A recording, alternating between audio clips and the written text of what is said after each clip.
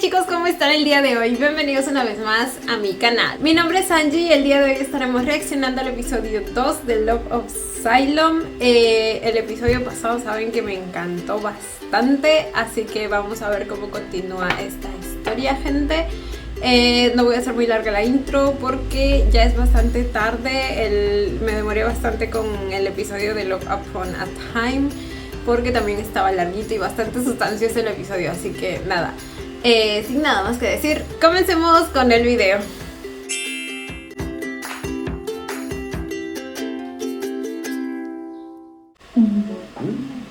จะกดดันกริดเลยนะคะหนูเองเนี่ยที่ยังไม่พร้อมตอนนี้ดันกำลังโตเลยกริดเขาบอกแล้วว่าจะรอหนูก็อยากให้แต่งงานกันเลยนะคะ Nos quedamos en que mi chiquito se enteraba que Chris tiene novia.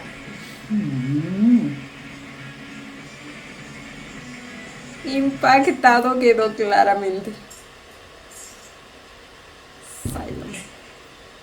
และลำดับถัดไปขอเชิญเสียป้อวิชัยโรจนะอำพันธ์ผู้มียอดบริจาคสูงสุดในครั้งนี้เพื่อสร้างตึกใหม่สำหรับโรงพยาบาลของเราขอเสียงปรบมือให้เสียป้อด้วยครับขอบคุณมากขอบคุณมากขอบคุณมากนะครับทุกคน ไม่เคยได้ยินชื่อเขาเลยค่ะเศรษฐีใหม่นะคะพี่พีเป็นนักธุรกิจกำลังวางแบรนดิ้งเห็นแต่งตัวจัดเต็มไปทุกงานเลยค่ะ สวัสดีครับผมโปรเฟสพิทักษ์ช่วงนี้เราไม่ได้ไปเจอกันเลยนะครับเต็มรถเลยนะสบายดีนะเราสบายดีครับเรื่อยๆครับลูกผมกำลังทำผลงานอยู่ El sponsor de Nikon. สบายดีครับเรื่อยๆครับลูกผมกำลังทำผลงานอยู่มีอะไรก็ฝากด้วยนะช่วยทำข่าวเขาหน่อยยินดีครับเดี๋ยวผมจะกลับมาสัมภาษณ์หลังจากเสียป้อนะครับได้ผมไว้ครับยินดีพ่อครับผมขอไม่สัมภาษณ์นะครับทำไมไม่สัมภาษณ์ไม่ออกสื่อที่มันติดต่อสัมภาษณ์ใครจะรู้แล้วมันไม่ดีตรงไหนล่ะแค่ไม่ได้มาดีแบบทั่วไปมีผลงานมียศผมไม่มีชื่อผมเองก็ไม่อยากมีชื่อเสียงนะครับฉันพยายามที่จะ คุณพ่อคะเดี๋ยวขอพากิจไปทำความรู้จัก Pues pasa que no es su vida, señor. กิจเขาไม่ถนัดออกสื่อแต่เดี๋ยวหนูพาไปพูดคุยสร้างคอนเนคชั่นเอง เห็นไหมรถที่ยังเข้าใจเลยต่อปากเลยนะ ค่ะ ขอตัวก่อนนะคะคุณแม่จากฉันจะไปกันค่ะ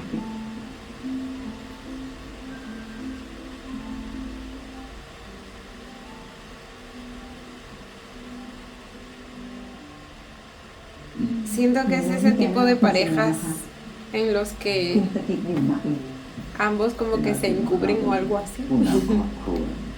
O sea, quizá ya hablaron respecto a esto. คุณสติอยู่มาอีก เป็นอาชีพมาเราเป็นผู้นำครอบครัวจะมาพึ่งรถอย่างเดียวคงไม่ได้หรอก แล้วแกล้งยอมตามพ่อไปก็ไม่ได้เนี่ยจะต้องส่งอะไรขึ้น Ay, sí, ven. ต้องยอมเขาตลอด ทำอะไรได้เนาะเป็นไรเนี่ยหรือว่ามันจะหมดเวลาเด็กดีทำตามพ่อแล้วอ่ะแบบน้อยไม่อยากให้แม่หลับผมเลยค่ะเรา เก็บกินข้าวต่อ เป็นคนนี้นะจ๊ะ ¿Le va a ayudar a escaparse? ไม่ได้อยู่นานๆบอกว่าจะไปกินข้าวกันต่อเลยค่ะ Oh, เล่นให้มันมีเมียลูกเนี่ย ay, me cae bien. Siento que se van a ayudar mutuamente.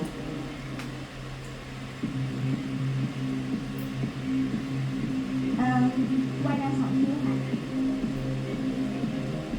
Son como besties. Ahora no sé si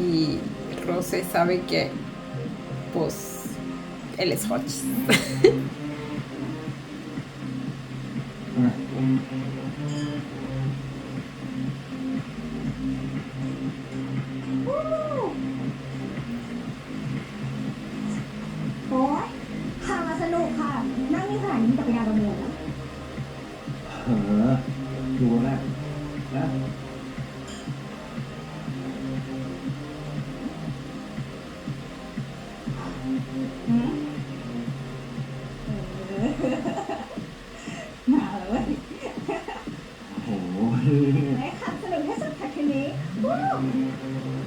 อ้ยไม่สนุกเลยไม่ Y en paralelo mi chiquito sufriendo. ¿Qué dijo? จับได้หรอกว่าแอบมาทำงานเนี่ย Ay, cierto, no debería estar aquí. คือไปทำพาร์ทไทม์แล้วเนี่ยมันสับสนเกินว่ะแล้วเนี่ยน้อยดิไฮโซคบหญิงบังหน้าไม่มีเยอะแยะ Exacto. Es como eso, ขอโทษนะครับ su mujer tapadera. ขอกินหน่อยได้ไหมครับขอโทษครับขอโทษตอนนี้ห่วงขอบคุณครับ Y eso. ขอบคุณค่ะตั้งด่าให้กูต้องเวลางานด้วย คุณรู้ไม่ได้ใช้ตลอด Ah, solo por eso. มึงนี่ทำดีเกินกว่าประชิดแค่นะไม่ได้การกับพ่อแม่กันคู่ให้กูด้วยเพื่อนกูเนี่ยกูไม่ทำอยากมึงมีแฟน Sí sabe que es Hotchis. เอาซะหน่อยนะกูดีให้ Ay, me encanta. เดี๋ยว ถ้าจะทำให้มึงเปิดใจได้เนี่ย มาบอกมาสนุกไม่ใช่หรอ Es porque ya tiene un objetivo, bebé. Yo lo sé.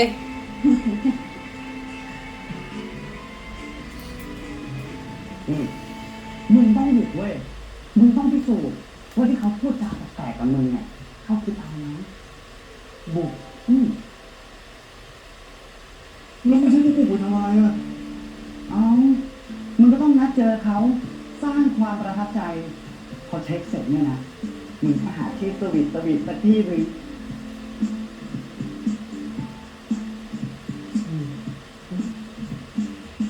Tienes experiencia en esto bastante, bebé, al parecer. ¿Eh? โอ้คิดไม่ออกว่านี่มึงไม่ต้องห่วงกูนี่นะ รับเงินกับสาวแก่มาเยอะเดี๋ยวจะจัดให้เพื่อน Definitivamente tiene experiencia en esto. กูนี่นะ No más que con mujeres. เดี๋ยวจะจัดให้เพื่อน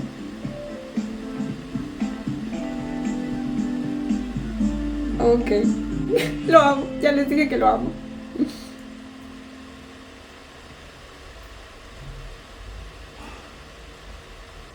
Y esa canastita, parece canastita navideña.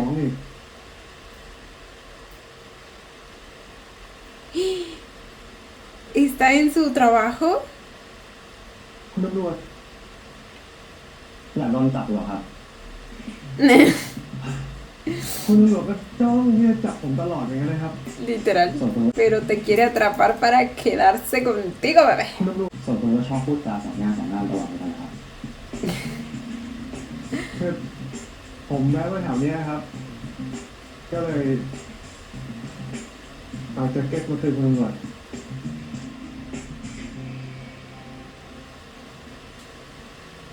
ขอบคุณนะครับ แล้วก็ขอบคุณเรื่องเมื่อคืนก่อนนะเฮ้ยไม่เป็นไรครับ ขอตัวครับเดี๋ยวนะครับคุณตำรวจ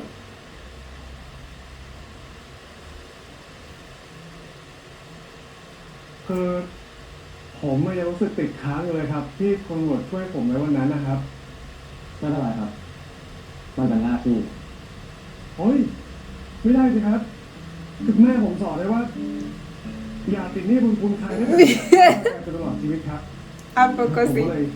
ขอเลี้ยงข้าวอะครับ La excusa perfecta. ได้สิครับ แต่ผมคนเลิกร้านโอ้ยได้สิครับ Ni siquiera le dudó. Claro que él también quiere esa salida. Es otro sponsor. Ay, pero está bien bonito el lugar. Tiene así como que jardines con patitos. จ่ายไหวใช่ไหมครับไหวครับโอเคครับงั้นไปเดี๋ยวเลยครับ ¿Con qué dinero, bebé? ตอนเนี้ยต้องมาติดสินบนเจ้าพนักงาน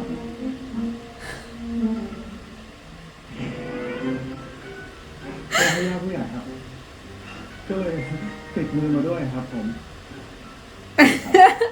ครับอย่าเพิ่งเครียดนะครับ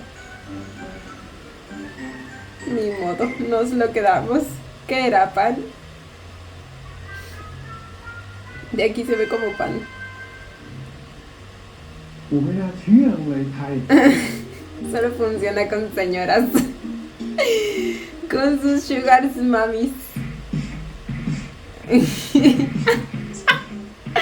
Ahí está el... ¡Ay! ¡Qué bello se ve con crop top! Miren nada más. La cinturita. ธรรมดาหรือเปล่าวะ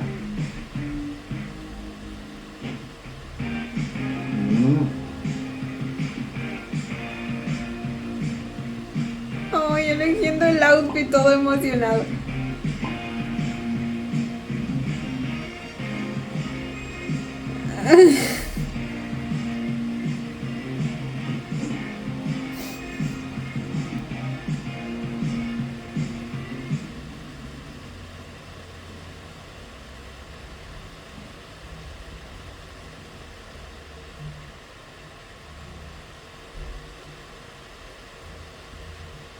¿Por qué las cajas tienen nombre? ขอยิ้มหน่อยนะครับ Ok, es como que cada cosa tiene la etiqueta de su dueño. Pero ¿quiénes son?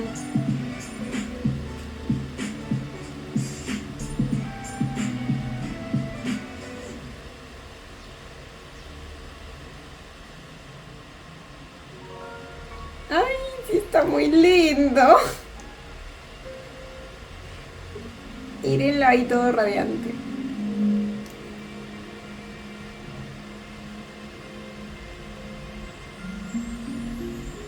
Es hermoso.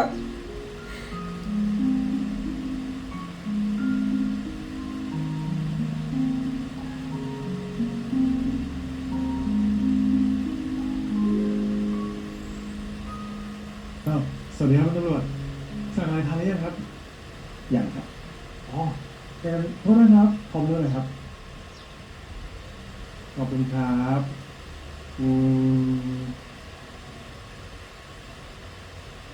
ปกติแล้วชอบทานเนื้อไหมครับ ผมเนี่ยสายเนื้อเลยครับ เอาเลยครับ ถ้าอย่างนั้นเอาเป็นวากิวเทนเนอรอยใช่ไหม Wagyu. ได้ แล้วปกติชอบทาน Suena เนื้อ casi como su nombre. ให้ผมเดานะครับ มีเดียมแรร์ มีน้ำลายได้ครับ A mí también me gusta วา así. ที่เข้ากับจานนี้โอเคครับงั้นผมเอาเป็นตัวนี้แล้วนะครับ บอดี้หนาดีทานกับสเต็กน่าจะเข้ากันเลยครับ Es un gran conocedor de comer las carnes, ¿verdad? ผมก็ต้องดูไว้บ้างครับ จะได้ดูแลลูกค้าได้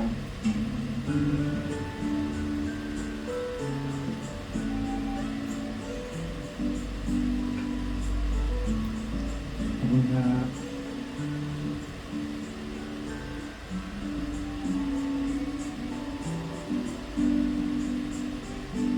Eso no se ve muy medium red que digamos, pero veamos por dentro.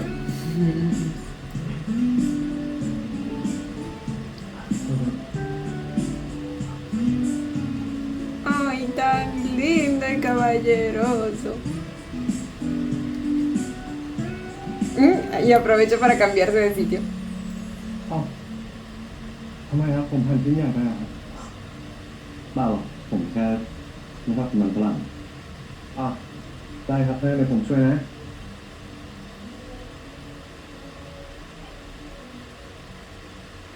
คุณเห็นผมเป็นเด็กกี่ขวบไหมเตรียมให้สักขนาดนี้ โทษทีครับพอดีว่าผมชิมนะครับ แล้วไม่ควรยังเรียนอยู่ปะ Está acostumbrado a cuidar de los demás, güey, con toda la responsabilidad que carga. ไม่ควรยังเรียน Ya les dije cuánto odio a su เป็น madre. ปลาหัวเป็นไง Host. ชีวิตผมก็เหมือนละครเลยนะครับเพิ่งกลับไปดูบ้างไหมครับก่อนหน้านี้ผมก็ใช้ชีวิตเป็นเด็กสถาปัตย์ทั่วไป สอบติดดีใจ ท แล้วผมก็มีความสุขกับสิ่งที่ผมเรียน แม่มึงอะเป็นหนี้พวกกูอยู่800,000 800,000เลยเหรอพี่ แต่เพราะว่านี่800,000ของแม่ผมมันดาเมจแรงไปหน่อยครับเลยทำให้ผมคิดว่าผมกลับเรียนไม่ De ก่อน manera literal, al parecer, oh my god. ¿Cómo diablos entraron estos tipos al campus en primer lugar? Y cómo la señora... ผมกลับ Ay, เรียน no, ไม่ก่อน no, ดีก no. ว่าหลังจากนั้นผม O sea que encima ella fue el origen. Por las deudas de ella, él tuvo que dejar la carrera. 800,000เลยเหรอพี่ แต่เพราะว่านี่800,000ของแม่ผมมันดาเมจแรงไปหน่อยครับเลยทำให้ผมคิดว่าผมกลับเรียนไว้ก่อนดีกว่าหลังจากนั้นผมก็เริ่มดังที่มหาลัยครับเพราะทุกคนคิดว่าผมติดพนัน Y encima lo dijo con mala reputación. ¿Cómo que tienes que pagar mis deudas? ¿Qué le pasa? ¡Ah! Está completamente loca.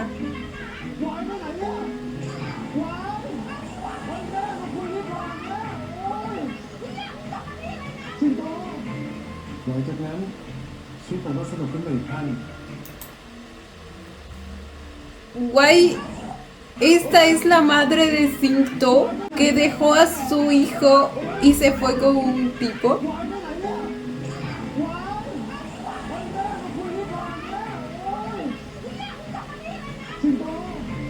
หลังจากนั้น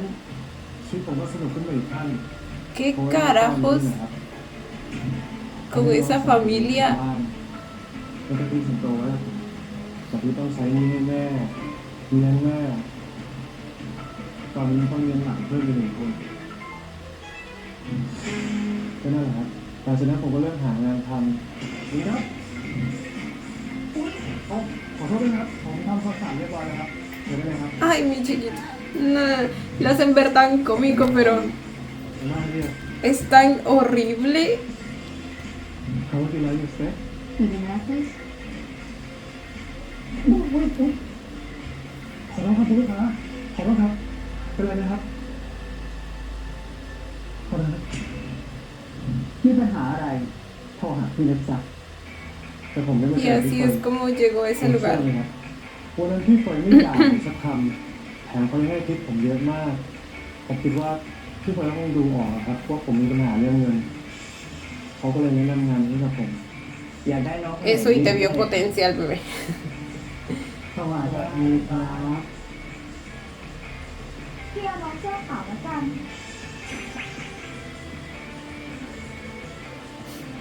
El elegido. แต่เอาเป็นไงล่ะครูจะลองร้อนจ้ะจะลองร้อนจ้ะใครจะใจเย็นโอ้ย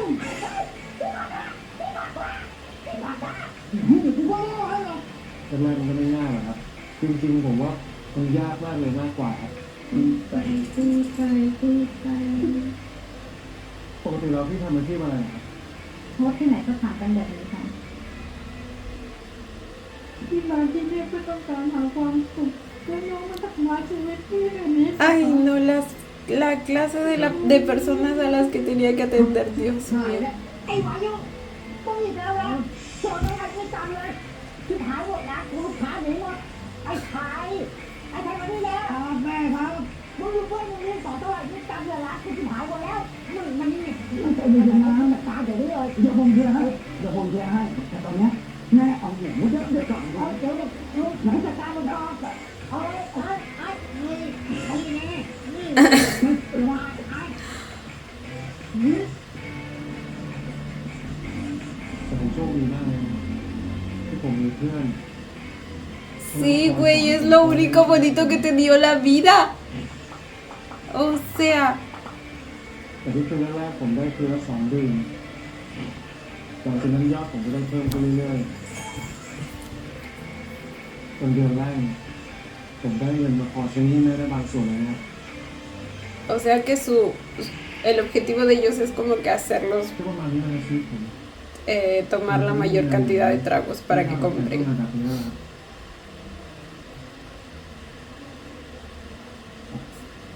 ดื่มมาครับไม่เอาหรอกครับผมไม่กล้าดื่มหรอกผมไม่มีตังค์จ่ายเพราะฉะนั้นยิ่งต้องดื่มเลยเพราะวันนี้ผ ถึงจะขูดรีดทั้งหมดตัว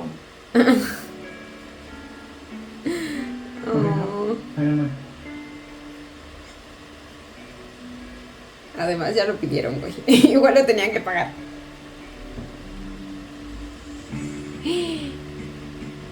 Ahí está ella คุณ también. รักขาขอถ่ายรูปด้วยได้ไหมคะอย่างดีค่ะ ¿La invitó? ¿O es casualidad? เก็บตังค์อยู่นะคะขอบคุณนะคะขอบคุณค่ะ Quizá la llamó para que esté presente y que nadie sospeche. สวัสดีค่ะจะมาไม่ได้บอกก่อนนะ Ah, no, no le dijo. ชื่อเลยพี่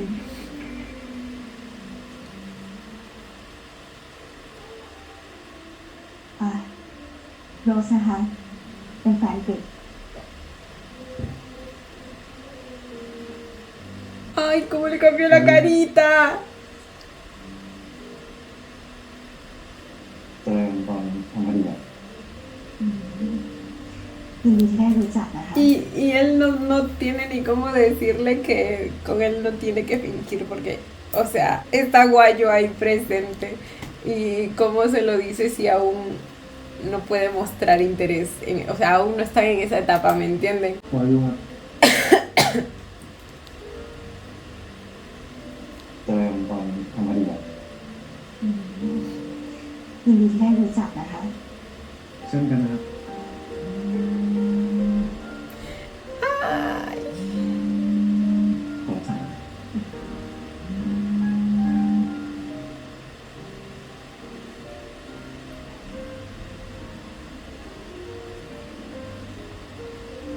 งั้นโรสไม่กลัวแล้วดีกว่า เอ็นจอยกับอาหารนะคะ ขอบคุณมากนะครับยินดีที่ได้เจอกันนะครับ เช่นกันค่ะ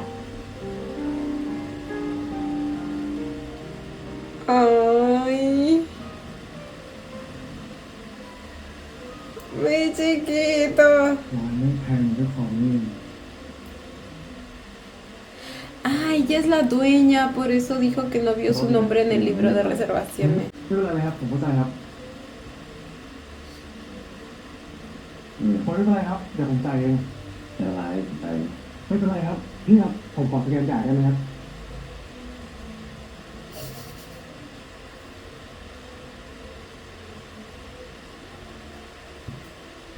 คุณตำรวจผมตั้งใจที่จะเลี้ยงคุณตำรวจจริงๆนะครับ Y se supone que esto era ถ้า para คุณอยากเลี้ยงข้าว pagar la deuda. ก็เป็นคำขอบคุณที่เพียงพอแล้ว ผมจ่ายไหวนะ Pero él sabe que necesita el dinero. คนละครึ่งแล้วกันจะได้ไม่ติดค้างกัน ถ้าอย่างนั้นผมขอพร้อมเพย์คุณตำรวจไปแล้วกันนะครับ เรื่องแก้แล้วครับ La excusa, pero era la excusa perfecta para pedirle el número.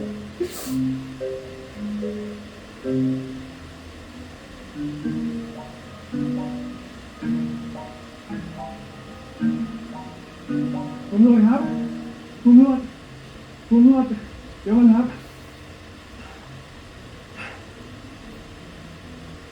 พอดีว่าสลิปมันไม่ขึ้นนะครับ ผมก็เลยอยากจะขอคอนแทคตำรวจไว้หน่อยเผื่อว่าผมได้ส่งสลิปตามไปให้ครับ ไม่ได้หรอกครับ คุณก็ไม่น่าจะโกงตำรวจนะ เฮ้ย ไม่ได้สิครับที่ถ้าเกิดว่าผมหายไปเนี่ยตำรวจตามจับผมไม่ได้นะครับนะครับ ผมขอคอนแทคหน่อยเดี๋ยวผมส่งสลิปตามไปให้ครับ งั้นส่งมาเป็น SMS ก็ได้นะ Oh my god, ya dale el número. อย่าหาผมอย่างนั้นอย่างนี้เลยนะครับแกสเพชรต้องเสียตังค์ Todas las excusas que se inventa.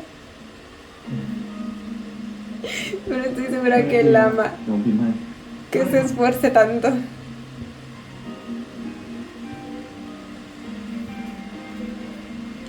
ผมขอตัวไปคุยเรื่องคดีต่อนะ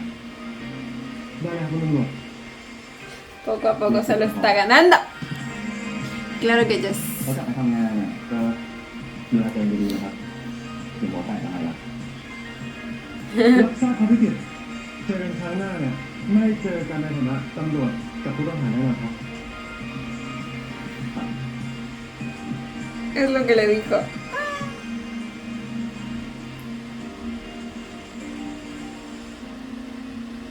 ผมพอจะเห็นมาบ้างแล้วนะครับสื่อโซเชียลคนกำลังวิจารณ์การทำงานของตำรวจคดีค้ามนุษย์นี่แหละครับ คงต้องรีบ Trata de personas. ก่อนที่ใครเขาจะมองว่าเราไร้วิญญาณแล้วก็หลักฐานที่คุณหามาเรื่องธุรกิจโลจิสติกส์ของไอเชนผมดูละมันมีความเป็นไปได้มากๆที่พวกมันจะใช้เป็นช่องทางในการขนส่งเหยื่อไปประเทศเพื่อนบ้านใช่ครับ ผมส่งกำลังมาซุ่มดูแล้วแต่ตอนนี้เรายังหาเหตุการณ์ไม่เจอครับคือผมเข้าใจนะว่ามันยากแล้วมันต้องใช้เวลาแต่ยังไงผมก็อยากให้คุณตามติดคดีนี้หน่อยได้ครับสารวัตรฝากด้วยนะกิจจากสถานการณ์ตอนนี้เราคงต้องเร่งมือกันหน่อยรับทราบครับ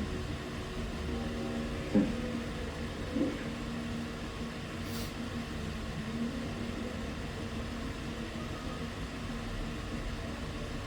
ชมพู่เอาแกงวางตรงนั้นเลยนะแล้วก็เดี๋ยวไปเตรียมน้ำมาเพิ่มนะ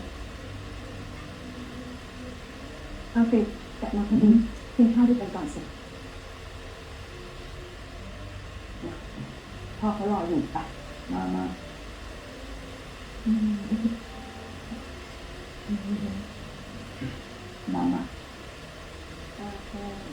ดีจังเลยวันนี้พ่อลูกชอบกินอะไรเหมือนกันน่าจะเข้าง่ายเลย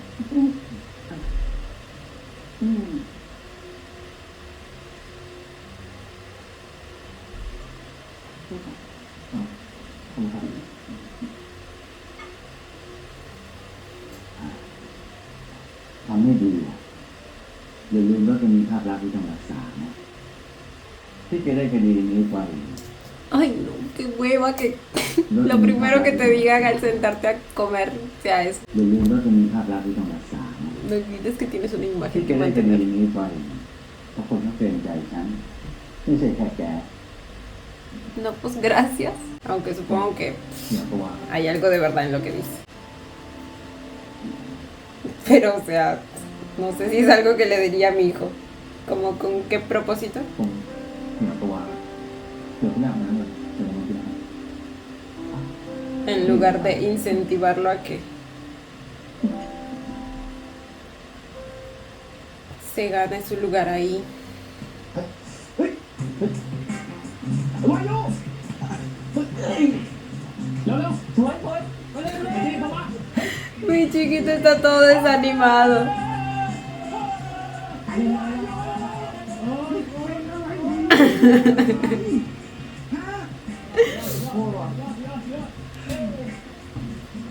พี่ไฮจ่ายค่าสนามด้วยนะพี่ รอบหน้านะพวกคืนพวกมึงแน่ 40มีสิทธิ์พูดด้วยพี่ ไอ้ตัดไปไกลๆเลยนะ ใจเย็นพี่ กลับไปเก็บของแล้วไปเจอที่ร้าน โอเคพี่ ไป ไปเลย ไปมึงไปพ่อมึงเลยวายุ พี่ขอโทษไปแล้วไง แม่ง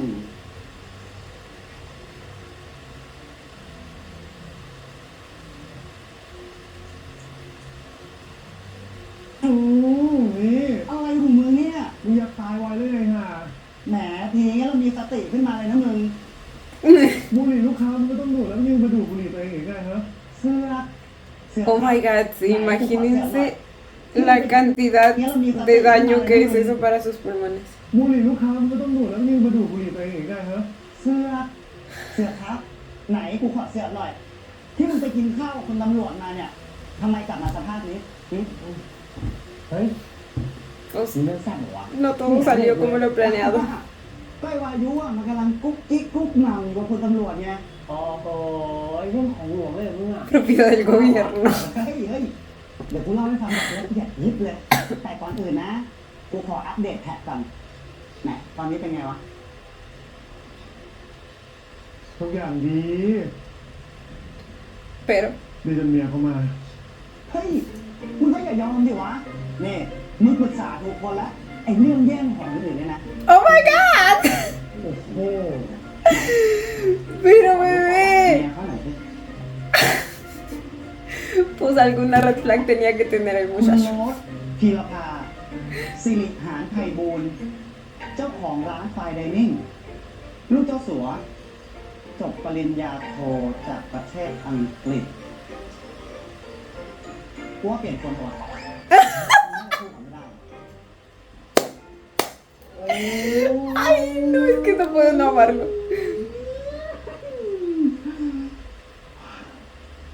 ผมสับสนว่า กูว่าเขาดูเหมือนจะคิดอะไรกับกูอะ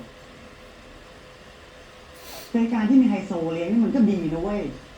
แต่ถ้าจะให้คบกันแบบจริงๆจังๆเนี่ยกูว่าลำ Perdón, se cortó la grabación nuevamente. รายการที่มีไฮโซเลี้ยงนี่มันก็ดีนะเว้ย แต่ถ้าจะให้คบกันแบบจริงๆจังๆเนี่ยกูว่าลำบากว่ะ มึงต้องปรับตัวตายห่าเลยนะเว้ย อันนี้กูเห็นด้วยนะเว้ย มึงไปมูแทนปะเอาคนอื่นเถอะ กูรู้จักที่มูเยอะ เดี๋ยวกูพาไป Sí es cierto, ¿verdad? O sea, เฮ้ย el entrar en una relación haría que su vida cambie. Bueno, no necesariamente, ¿no? Depende si la situación empieza a traer problemas o no. Y si la otra persona entiende el tipo de trabajo que มึง lleva. ไปนอยต่อ เฮ้ย มึงไปนอยต่อที่ร้าน เดี๋ยวถ้ามึงไปสายแล้วโดนหักตังค์เนี่ยนะ มึงจะนอยมากกว่านี้ดิ เฮ้ย ตาย คนที่น่านอยอ่ะ Con el corazón roto y encima pobre, ล่า dice. สุดมึงทำสถิติใหม่ไม่ใช่เหรอ สาย1 ชั่วโมงมึงอ่ะ ไม่เสร็จไหนเหี้ย เนี่ยโดนไป6,000น้ำตากูจะไหลนี่ดีนะแม่เขาโดนที่กูครึ่งหนึ่งอ่ะ Le redujeron la vuelta a la mitad. ไปขายรอเลย Ah, sí, cierto, sí, ya me acordé. เสียดายที่หมายเลยเนี่ย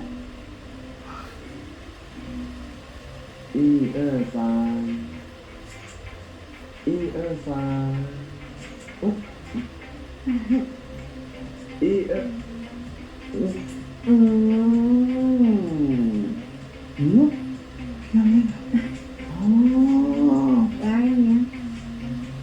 ¿Le acaba de regalar ese auto? Claro, yo. ถ่ายกูหน่อยได้ครับ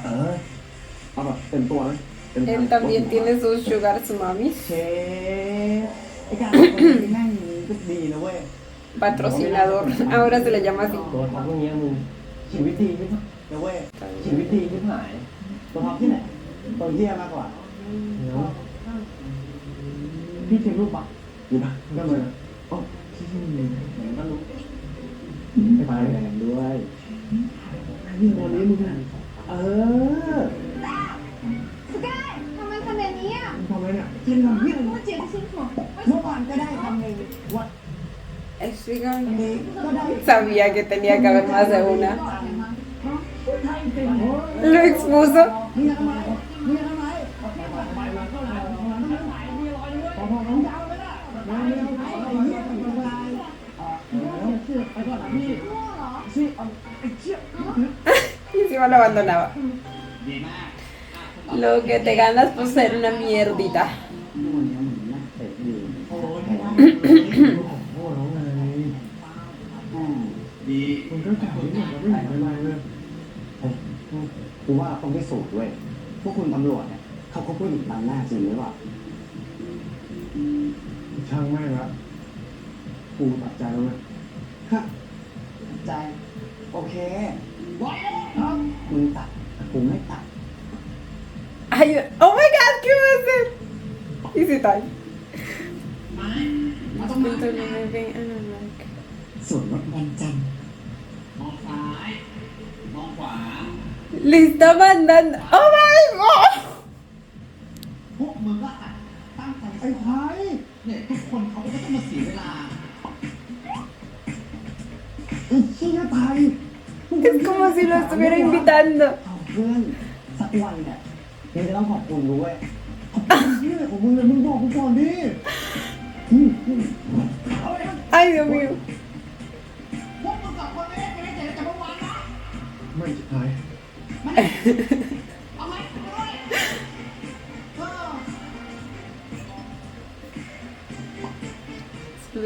นี่ลงมานี่ Sí le respondió, pero para rechazar. Ay, ay. แต่อันนี้นะครับไปแล้วครับมึงต้องอยู่ตรงไหนลุกไปหาเพื่อนมึงนู้น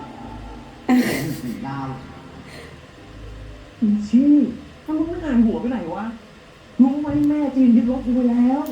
Tiene que aparecer sí o sí. Por alguna razón tiene que aparecer el lunes. Y Sugar. ไทยหายหัวไปไหนวะ Literalmente la llama así, Sugar Mama. ไม่บริษัทอย่าไปยอมนะพี่ต้องเอาคืน Cállate la verga, pinche víbora.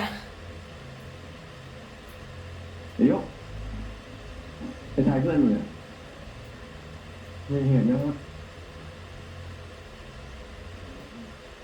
เพื่อนก็ต้องช่วยเพื่อนใช่ไหมล่ะ ¿Y cómo se atreve siquiera a dirigirle la palabra después de lo que ถ้า hizo? มึงเจอกู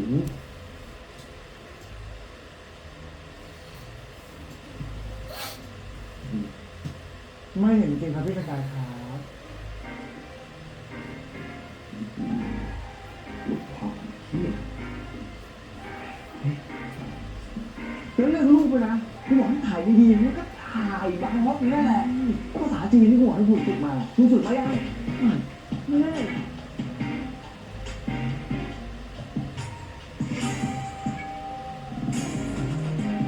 Mi corazón palpita por el bicarbonato porque...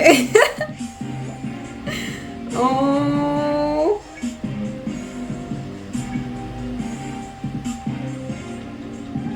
Amo que nos van diciendo todo lo que está haciendo. Excelente detalle que en muchas traducciones no vemos. ¡Ay! Fue como una indirecta. Guayuque actualizó repetidamente para ver quién vio su publicación.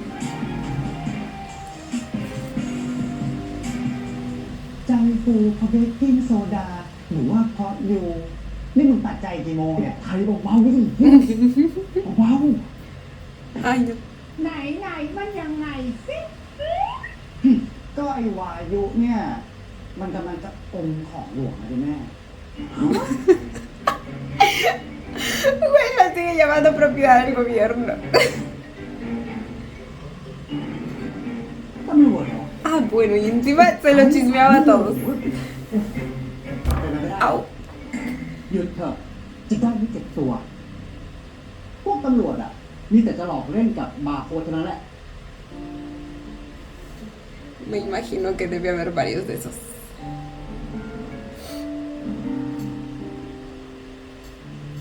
Pero es que usted no conoce a su poli, es decente. มันจะเล่นอีกตบัดสัตว์มาก ๆดีนะให้ตำรวจไม่มานี่เหรอแม่จะได้ไม่ต้องแทนขากู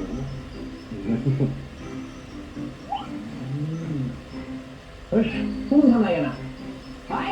พวกมึงทำอะไรกันอ่ะ เออยืนแบบนี้อะไรเนี่ยผมคิดเลยแม่งเสียเวลาที่ไหนมันคุยกัน มึงสองคนอีกครับเตรียมตัวได้แล้วครับครับ โอ้ยเดี๋ยวพวกนี้มันไม่รู้เรื่องรู้ราวเลยว่ะ เวลาเป็นงานเป็นการเว้ย ไอ้พวกเค้งเล่นมาตอนไหนวะ นั่นดิกูก็เพิ่งเห็นเนี่ย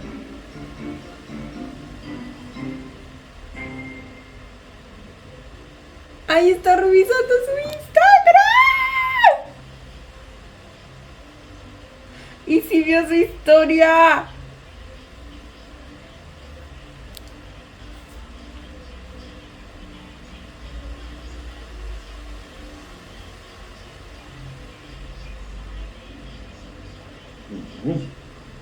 เอาดูเลยว่า แอบส่องไอจีเขาเลิกเขาปะเนี่ย Ok, menos mal, ya lo ตัว sospecha. เล็กนิ่งๆแบบเนี้ย Y ahora ya lo sabe. ขอโทษที่แนะนำตัวเป็นแบบนั้นวงเขาเข้าใจผิดแน่เลย Ya se dio cuenta. ผมก็พูดไปเรื่อย พูดจริงจังอยู่ค่ะไม่อยากเปิดใจสักที มีความรักได้แล้วเป็นตำรวจมีปืนเนี่ยต้องรีบ Oh my god. ก่อนมันจะได้เหมือนต่อ I love. แม่มาเห็นจะอกแตกตายไปข้าง มาเลยเดี๋ยวคุณจะได้หงายไพ่ว่าคบมึงบังหน้าเดินพร้อมกันเลย แม่จะได้ช็อกทีเดียว Ay, son como ตั้งแต่วันนั้นแล้ว son ว่า besties. วันหนึ่งเราคงต้องบอกความจริงอะจะให้คบมึงบังหน้าไปตลอดชีวิต ก็คงทำไม่ได้ Y sí.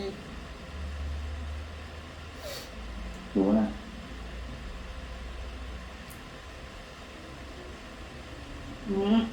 เอ็นี่เวก็จะผ่านไปด้วยกันนั่นแหละ ใช่ไหม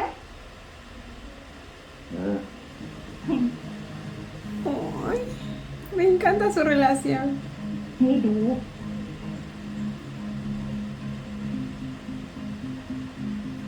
ผ Sigue queriendo chismosear.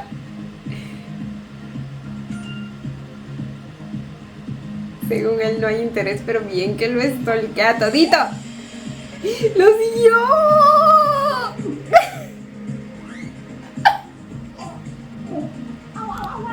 Pero bebé, tienes que sobrevivir primero. Este güey se nos va a morir antes de que โอ้ย pueda pasar algo ไอ้พวกข้างหลัง con su amor. ฝ่ายเรือนี่อย่างนี้อ่ะใช่โหพี่ถ้าทำอะไรแบบนี้ก็หนานะชนะไปแล้วโอ้โหไปป่ะ No puede con la emoción. Te entiendo, bebé. ที่มันคลั่งความรักขนาดนี้นะอยู่ในห้องน้ำเลยอยู่ไปเลยคนเดียวครับพี่ Muy chiquito.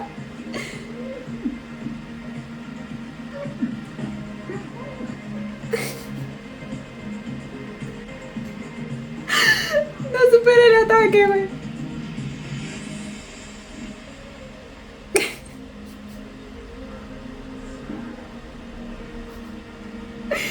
Cosita. โอ้ยเจ๊นี่มันเริ่มหนักข้อขึ้นทุกวันแล้วนะตั้งแต่พายวายุมาเนี่ยผมไม่เคยได้เยอะเลยอ่ะ ปริมาณขึ้นอยู่กับหน้าตา โห Que no se note แบบนี้ el pretty privilege. เขาพูดกันอ่ะ Pero si mi Tai también está bien ไม่ lindo. ต้องพูดเลยพอหนุ่มแถวพูดทีเนี้ย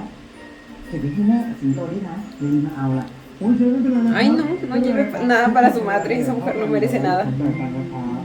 นะครับเจ๊เพิ่งคนสวยนะครับ Y con su ay, con razón. แหมให้นี่ Miren al adulador este. เงียบไปเลย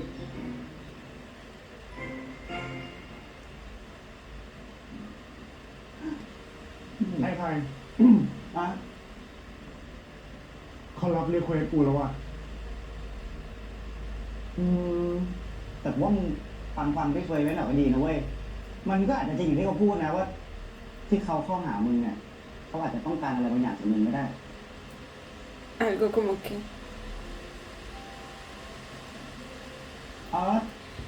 แต่ไม่ว่าเขาจะเข้ามาท่าไหนเนี่ย มึงก็ต้องได้แซ่บเข้าใจปะ เฮียหมกมุ่น แต่กูไลน์ไปหาลูกค้าว่าก่อน Muy chiquito. Algo que se me vino a la mente del episodio pasado es que, ¿se acuerdan que ellos mencionan que Soy, si era Soy, ¿no? Bueno, algo así. Era como un lugar y justo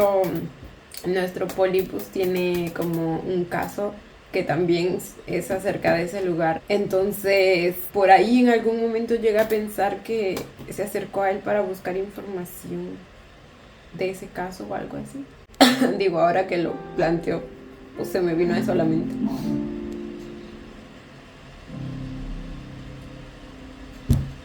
พบเห็นคนหาไปกันนาเชียงอยู่บ่อยครั้ง และมีรายงานว่าแถวซอย2มีคนหาไปอยู่บ่อยๆด้วยครับ Ahí está, soy dos. ผมว่าเราต้องเร่งลงไปสืบในพื้นที่นะเมื่อไหร่ดีครับ ผมอยากลงวันนี้เลยวันนี้ผมไม่สะดวกครับก่อนพอดีผมนัดเมียกับลูกไว้ครับไม่เป็นไรผมนัดเองไว้รายงานความคืบหน้าอีกที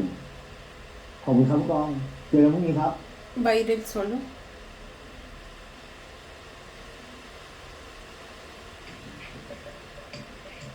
Hay desaparecidos dentro de la zona.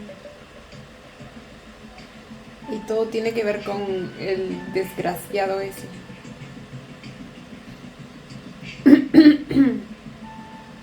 O al menos es como el principal sospechoso.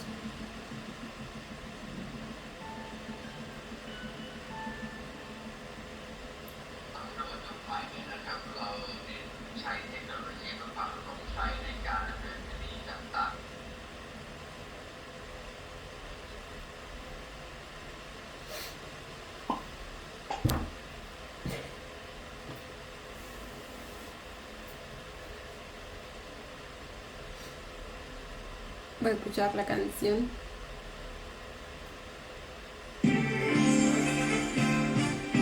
¡Lo compartió!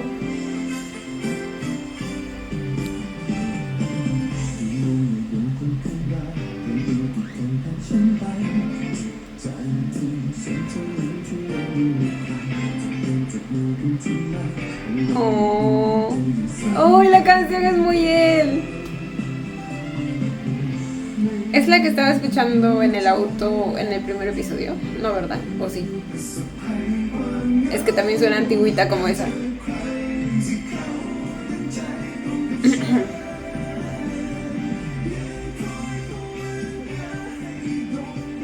Pero no recuerdo haber leído esta letra, así que creo que es otra. Solo que él es así de los que escuchan canciones de la old school. Como que hay un momento de tu vida en el que ya no te atrae escuchar música nueva. Y escuchas los clásicos, tus clásicos. Aunque bueno, también de todas maneras llegan a ti las canciones que están de moda ya así. Pero la canción era muy él, me encantó. Uy. Y hoy día se presentan en นั่งสบายลูกค้าไม่ Toalla. มันมาก มึงไม่ไปยอมเลยวะ เอาทั้งพริกทั้งดื่มแม่งเลย งั้นก็วัดกันเลยว่าใครจะได้มากกว่า เอาดิกูก็มีเรื่องจ่ายเยอะเหมือนกันลุยเลยเพื่อน จัดไปเพื่อน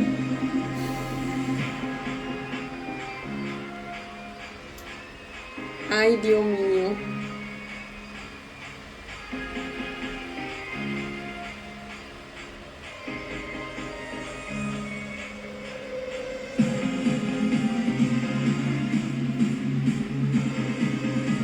Es un poco triste en cierto modo que mi chiquito se haya tenido que adaptar a esto a pesar de que al principio no se haya sentido nada cómodo por lo que vimos.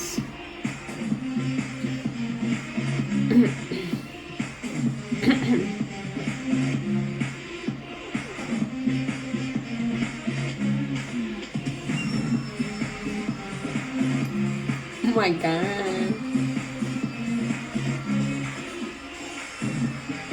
¡Ay, caray!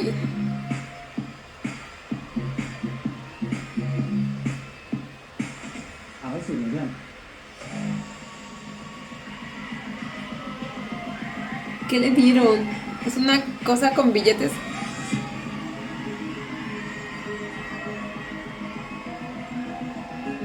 Le ganaron su atención.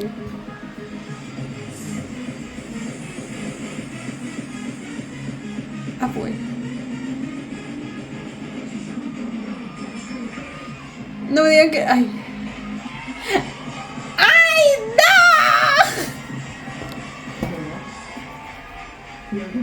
Acabo de conocer lo que es la envidia. ¡Dios mío!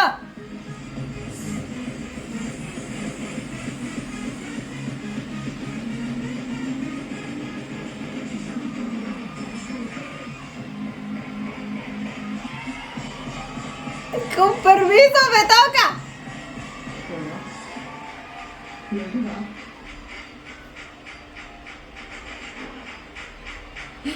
Sí, es como paquetitos de dinero le están. La propina.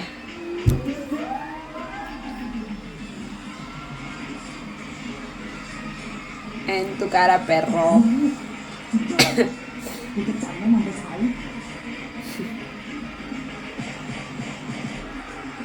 Ay, y él bien feliz por su amigo. Ay, lo amo. ไหนวันพาพี่เล่นเกมหน่อยสิ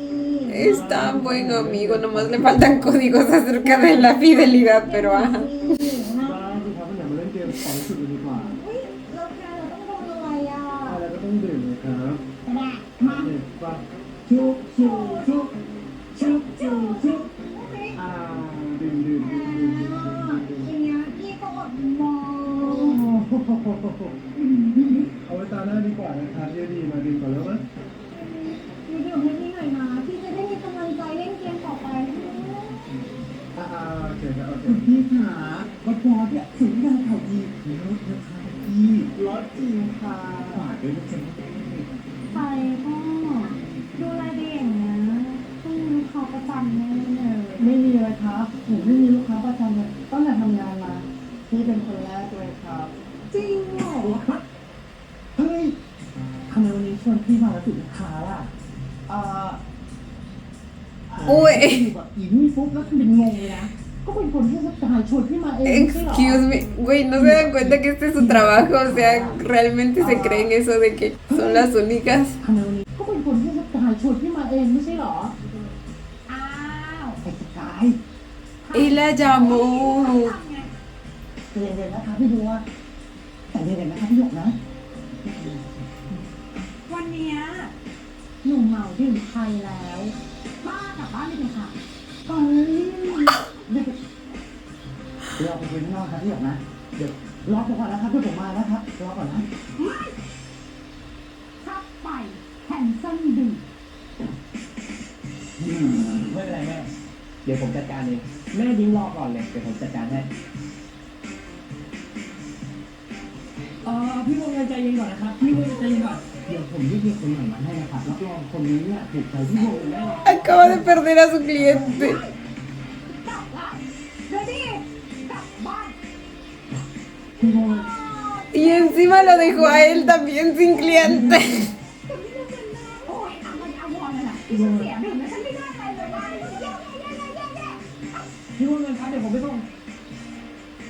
Hijo de pucha. Y dentro nada más. ไม่ Que no se note lo ardido. อีกนิดที่กันแล้ว I just want one cigarette not a pack ซิกันแล้วมานี่โอ้ยขนาดไหนอีกบอกว่ารู้เรื่องอิสยักษ์ซู Oh. one cigarette จังมีอะไรเปล่า พี่วายุช่วยคุยเลยโทรศัพท์ได้ Ay, lo คนช่วย conoce. ไม่ได้ อ๋อ hi hi yeah help you I just want one cig not a pack but buying a pack is cheaper definitely cheaper than convenience store and we have got mental Mi guayo. twice as cheap as Dándole duro al inglés. alright I'll take it oh okay thank you 40 baht thank you ขอบใจหลาย thank you Ay, tan linda. thank you เด้อขอบใจหลาย เก่งมากจัง หูพี่วายุสุดยอดอ่ะพูดไทยแม่เวอร์เลย เพราะฉะนั้นจังต้องตั้งใจเรียนรู้เปล่า ค่ะ ใช่ไหมโตมาเนี่ยจังจะได้คุยกับฝรั่งรู้เรื่อง Ay, me acabo de dar cuenta que es un término que también usan hasta la actualidad. Y lo siento, es que como vengo de verlo Love Upon a Time y Falang, acá lo pronuncia como Falang, เพราะฉะนั้นจังต้องตั้งใจเรีย es นรู้เปล่า extranjero. โตมาเนี่ยจังจะได้คุยกับฝรั่งรู้เรื่อง Ah, no, creo que lo llaman Farangui. ผมอยากเป็นแบบพี่วายุแล้วก็พี่ไทยว่ะมันน่าจะได้เงินดีกว่าพวกจบใหม่อย่างนั้นเนี่ยก็ของดีๆแถมยังมีคนซื้อรถให้อีกอ่ะ แต่ฟังพี่นะพี่ว่าจังจะเดินทางนี้เลย ไม่ใช่มันไม่ดีนะจังแต่ว่ามันมีอะไรต้องแลกอีกเยอะมากๆจังยังเด็กนะเอาไว้ให้จังเนี่ยไปเรียนรู้โลกกว้างก่อน แล้วก็ตัดสินใจ โห Gran consejo. Me imagino, bebé, para empezar, yo no sé qué haces aquí tú trabajando tan chiquito cuando deberías estar estudiando. ¿Dónde diablos están tus padres? โหพี่สอนดีกว่าพ่อผมอีกนะเนี่ยพ่อผมบอกว่าอายุคง19แล้วอ่ะมึงไปสมัครเลย ฟังหูไว้หูจัง ¿Qué carajos? เด็กเจนอัลฟาอย่างเราเนี่ยต้องหา ¿Por qué le dirías a un niño de esa edad que a los 19, o sea... Ay, no, no, no, todo este ambiente es tan tóxico. ฟังหูไว้หูจังรู้ไหมเด็กเจนอัลฟาอย่างเราเนี่ยต้องหาข้อมูลเยอะๆใช่ไหม Sé más inteligente que tu padre, bebé. แล้วอีกอย่างนะอย่าไปขายที่ซอยเปลี่ยนนะรู้เปล่า ครูแล้วครับผมครูแล้วครับ ดีมากจุดไฟไปด้วยนะ พี่ตัวใดดอกพร้อมนะ เสร็จไปก่อนนะ ครับ Mm. ทุ่งสาวนุราลาลาเลโลตาลาลา Tralalero, tralala, dijo. Valerina Capuchina. Ahí está él. Él está investigando, ¿verdad? ซอยเกี่ยวกันด้วย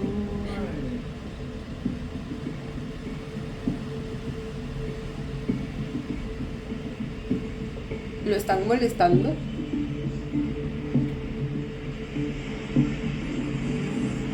Mi chiquito fue a verlo.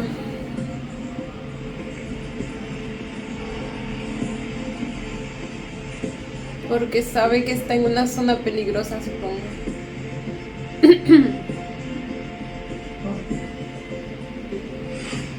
¡Ay!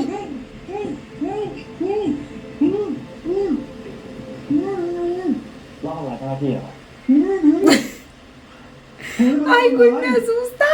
เขามาตามจับคนตำรวจนั่นแหละเขามาทำอะไรแถวนี้ ¿Y por qué siempre piensa mal del... Oh my god. ทำไมล่ะครับ ก็แถวนี้เป็นซอยเดียวเป็นซอยแซ่บอ่ะ ใครมาเขารู้งั้นแหละว่ามันนัวกันโอ้แต่พี่ Ah, bueno. ที่มาแถวเนี้ย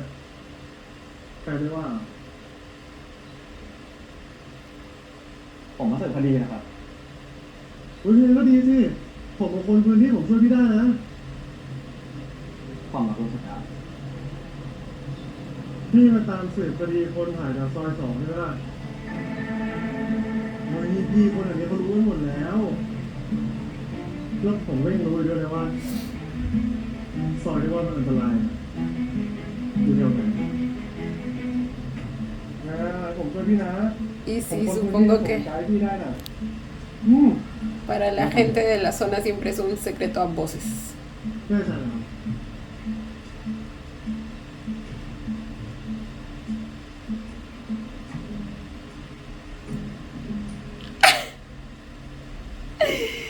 Todo un travieso, mi guayo.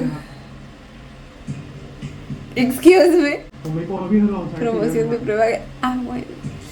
Ah, bueno.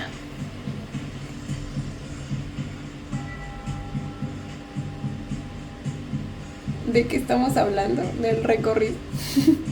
Le va a dar el recorrido gratuitamente.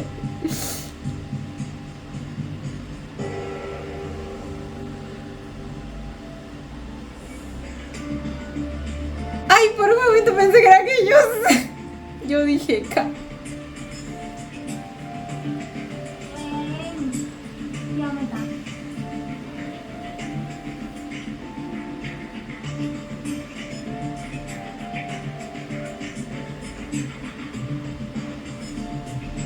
Al parecer es a quien buscamos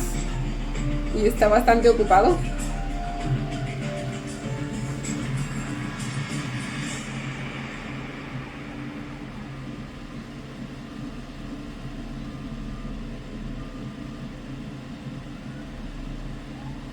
ตรงนี้แหละครับที่เขาเตือนกันเลย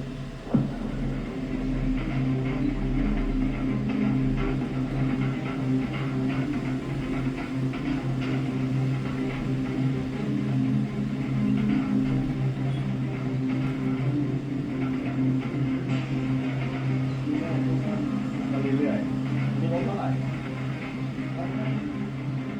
ได้แค่นั้น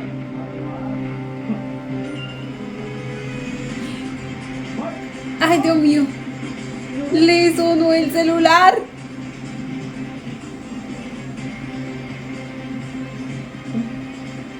เขาเรียกว่าได้โควิดอะไรนะ Pues, ajá. Pero ya les vieron la ropa, güey. O bueno, quizá no los vieron bien.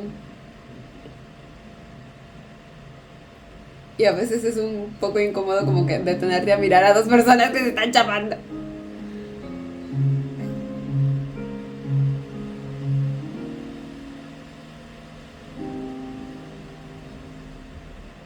ขอบคุณนะครับที่ช่วยวันนี้เพียง แล้วแบบนี้ผมพอจะผ่านโปรไหมครับ ผ่านนะเขาไม่ลวนลามผม Manosearme. Excuse เรา me. ทำอะไร ¿Quién es el que lo arrinconó a la pared? เราไม่ต้องทำให้ถึงด้วยรู้เปล่า ถึงจริง อะไรนะครับ เล่นจริงครับเป็นไงที่ไหนครับ ก็ สมัยเด็กผมเคยอยู่ชมรมสปอร์ต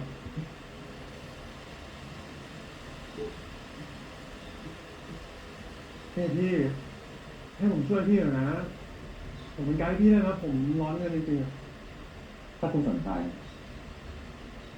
ผมอยากชวนคุณมาเป็นสายสืบ Uy, si llegamos a ese punto. พูดจริงหรือพูดเล่นเนี่ย Pero pues le está pidiendo su consentimiento, no es que lo esté usando. แต่ผมก็คิดว่าคุณน่าช่วยผมได้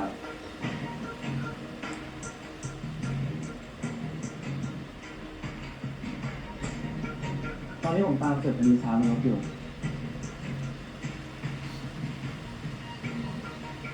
แล้วเชนก็เป็นผู้เกี่ยวข้อง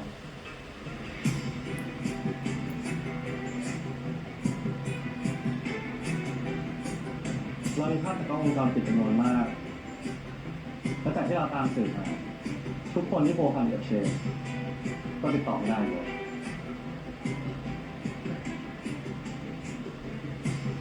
โอ้ Y quizá él era una de sus víctimas y es que mi chiquito Poli no llegaba a tiempo, ¿eh? น่ากลัวครับ ใช่ครับน่ากลัวแล้วก็ไม่ง่ายคุณมีสิทธิ์ที่จะปฏิเสธผมนะ ¿Será que los desaparece haciendo trata de personas? แต่ถ้าคุณเลือกที่จะช่วยผมแล้ว Porque ese es el caso, ¿verdad? คุณถ้าคุณได้กลับไปเป็นนักศึกษาอย่างที่คุณทำแล้ว Gran oferta. พวกตำรวจอ่ะมีแต่จะหลอกเล่นกับบาร์โค้ดนั่นแหละ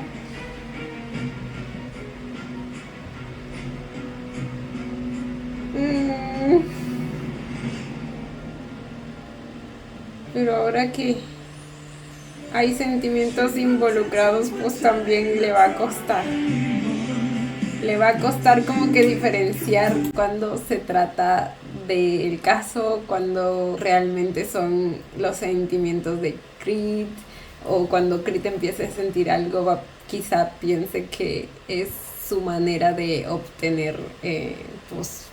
algo, ¿me entienden? Ah, entonces la escena post crédito que vimos del episodio pasado no fue un adelanto. Bueno, en parte tiene sentido porque yo decía como así que tan pronto. Quizá fue como un sneak peek de una escena que vamos a ver mucho más adelante. Y bueno, gente, este fue el episodio 2 de Love of Asylum. En este episodio como que tuvimos un poco más de contexto acerca del personaje de Creed. Y ahora sabemos su situación con la supuesta novia. Resulta que pues se dicen todo prácticamente, son como mejores amigos, entonces ella es como su novio pantalla y él también es como su novio pantalla, aunque creo que el término se usa más cuando pues uno es homosexual y usa a una persona del otro género para cubrir ese hecho. En el caso de ella, a ella supongo que sí le gustan los chicos. Bueno, sí, lo vimos. Se acercó un chico, pero Creed sabía que no eran de su tipo. Entonces, tienen una relación muy bonita, de bastante confianza ahí. Amé que ella también pues ya se enteró, o mejor dicho, ya se dio cuenta del interés que tiene Creed por Wayu, a pesar de que el propio Creed aún no lo termina de aceptar, porque pues también es bastante pronto. Entonces ella ya lo olió y ya lo dedujo y ahora sabe que metió un poquito la pata en la conversación que tuvieron antes cuando ella se presenta como su novia, pero pues claro, la chica como va a saber que justo en ese momento no tenía que aparentar. Y también como Creed le va a decir algo en ese momento frente a Wayu, si ni él mismo aún acepta del todo lo que está empezando a sentir por él. Entonces, ¿me entienden? Mi chiquito Wayu terminó bastante desanimado, estaba todo triste, pero pues aún mantiene en cabeza la posibilidad de que sí sea la novia pantalla, como lo llama Tai. Tai es ese tipo de amigo que se nota que tiene bastante mundo, que tiene bastante experiencia, ¿me entienden? Y también, o sea, con la cantidad de personas que conoce y mujeres especialmente, me imagino, ¿no? Es bastante vivo. ahí tiene su pequeña red flag acerca de meterse con personas que tienen pareja y así quitárselas, pero pues me cae tan bien que por ahora voy a fingir demencia, ¿ok? De hecho, él también fue el que le agarró el celular a Guayo pues para invitar prácticamente a Creed a uno de sus espectáculos y así, y el hombre le responde, claro que en ese momento le dice que no iba a poder y que quizá otro día, pero a partir de ahí mi chiquito Guayo como que usa ese mismo medio para seguir mandándole indirectas y así por la canción, el ponerlo en sus historias, y efectivamente todo llega con éxito al real destino y al final pues Creed termina siguiéndolo. Mi Guayu obviamente se emociona muchísimo porque obviamente después de haber estado bastante desanimado por la última cita que tuvieron y el hecho de enterarse que tuviera novia, supongo que eso le da algo de esperanza, entonces para él es como un gran paso. Y luego hasta Creed creo que comparte la historia, ¿verdad? No sé si la historia o la canción, pero el punto es que definitivamente nos van dando señales de que Creed no le es indiferente a Guayo. Y luego tenemos la escena final en la que se encuentran porque pues él va a investigar y justo se aparece, o sea, primero lo ve y se pregunta qué hace aquí, porque pues es una zona bastante conocida por personas que vienen a intimar y pues él sabe que él tiene novia, entonces se fue ahí a averiguar qué estaba haciendo y para ver si lo puede ayudar también en lo que sea que esté buscando. Solo que pues obviamente lo que estaba buscando no era eso, era información, y al final lo termina ayudando con eso también. Claro que se ven envueltos en una situación un poco complicada al final, pero ambos terminan zafando de una manera bastante gay. Pero me encanta la homosexualidad salvando el día, claro que yes. Y bueno, terminamos con Creed pidiéndole a Guayo que sea su informante de ahora en adelante. Como les digo, pues no veo nada de malo en eso porque le está informando lo que quiere de él, lo que busca por el momento. Ya depende de Guayo si acepta o no, pero definitivamente creo que también es un hecho que va a traer un poco de conflicto emocional más adelante, quizá debido a las inseguridades, a los conflictos emocionales, porque pues ahora Guayo también tiene la idea de, o sea, es lo que le advirtieron sus amigos acerca de que los policías solo los usan, no los quieren para algo serio. Entonces con esa inseguridad en mente, pues va a empezar a dudar en algún punto, creo yo, más que todo también porque está el hecho de que aún no sabe que la chica no es su novia en realidad. Y es importante también porque de algún modo es algo que habla mucho sobre la clase de persona con la que estás tratando. Entonces por ahí si en algún momento llega a pensar que está jugando a dos puntas, también le va a entrar la idea de que fácilmente podría estar usándolo también, ¿me entienden? Entonces hay como ese conflicto de lo que supuestamente es Creed ante sus ojos con la información que tiene acerca de él. O sea, debido a que lo conoce y lo ha tratado, obviamente